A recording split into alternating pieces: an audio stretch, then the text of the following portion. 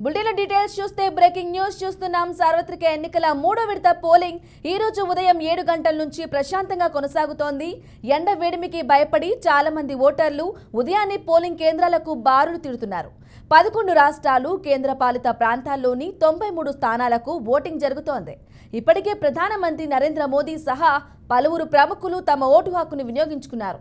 అనంతరం మీడియాతో మాట్లాడుతూ ఓటు ప్రాధాన్యత గురించి వివరించి ప్రజలంతా ఓటు వేయాలని కోరుతున్నారు.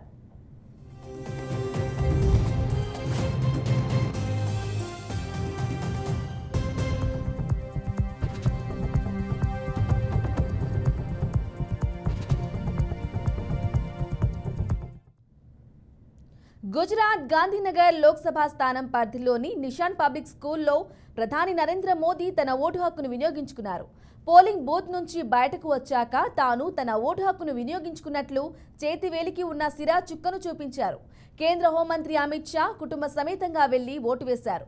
మహారాష్ట్ర డిప్యూటీ సీఎం అజిత్ పవార్తో పాటు ఆయన సతీమణి బారామతి లోక్సభ అభ్యర్థి సునేత్రా పవార్ ఓటేశారు. కర్ణాటకలో బీజేపీ సీనియర్ నేత యడ్యూరప్ప, ఆయన కుమారులు విజేంద్ర, రాఘవేంద్ర ఓటు హక్కు వినియోగించుకున్నారు. ఉత్తరప్రదేశ్ గవర్నర్, గుజరాత్ మాజీ ముఖ్యమంత్రి ఆనందీబెన్ పటేల్ అహ్మదాబాద్లో ఓటు వేశారు. మహారాష్ట్ర లాథోర్లో సినీ నటుడు రితేష్ దేశ్ముఖ్ ఆయన సతీమణి జెనీలియాతో కలిసి వచ్చి ఓటు వేశారు.